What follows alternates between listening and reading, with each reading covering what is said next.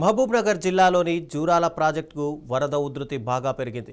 ప్రస్తుతం 1,36,000 క్యూసెక్కుల ఇన్ఫ్లో నమోదవుతుండగా అధికారులు 24 గేట్లను ఎత్తివేశారు.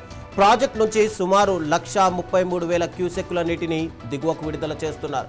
ఎగువ దిగువ జల విద్యుత్ కేంద్రాల్లో 11 యూనిట్లలో విద్యుత్ ఉత్పత్తి నిరాటంకంగా కొనసాగుతోంది. ఇక జూరాల ప్రాజెక్టు పూర్తి స్థాయి నీటి మట్టం 318.516 మీటర్లు కాగా ప్రస్తుతం 318.010 మీటర్ల వద్ద నీరు ప్రవహిస్తోంది. ఇక ప్రాజెక్టు పూర్తి స్థాయి నీటి సామర్థ్యం 9.657 టీఎంసీలు కాగా ప్రస్తుతం 8.631 టీఎంసీల నీటి నిల్వ కనిపిస్తోంది.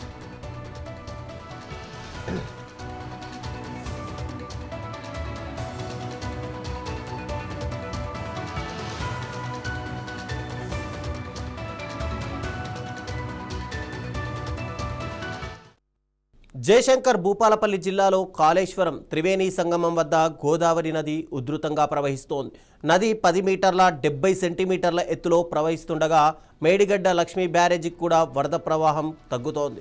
ఇక 1,01,530 క్యూసెక్కుల వరద వస్తుండగా 55 గేట్లను పూర్తిగా ఎత్తి దిగువకు అదే స్థాయిలో నీటిని విడుదల చేస్తున్నారు. నంద్యాల జిల్లాలోని శ్రీశైలం జలాశయానికి కూడా వరద పోటెత్తుతోంది.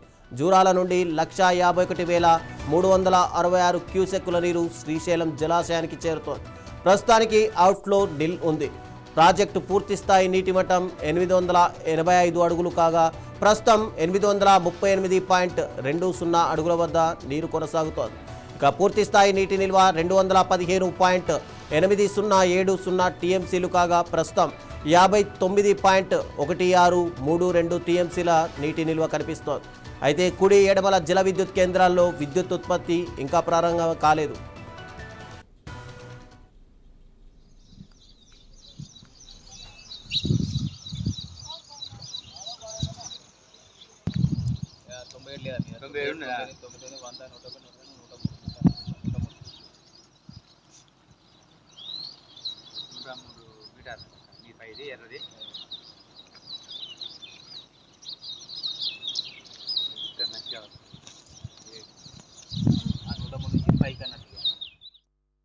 మొత్తానికి తెలుగు రాష్ట్రాల్లో నదులు ఉగ్రరూపం దాల్చాయి.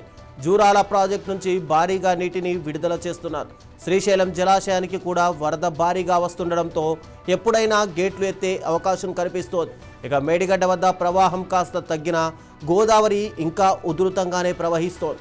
రానున్న రోజుల్లో వర్షాల తీవ్రతను బట్టి ఈ ప్రాంతాల్లో నీటి మట్టాలు మరింత పెరిగే అవకాశం కనిపిస్తోంది. ఇక లోతట్టు ప్రాంతాల ప్రజలు అప్రమత్తంగా ఉండాలని అధికారులు హెచ్చరిస్తున్నారు.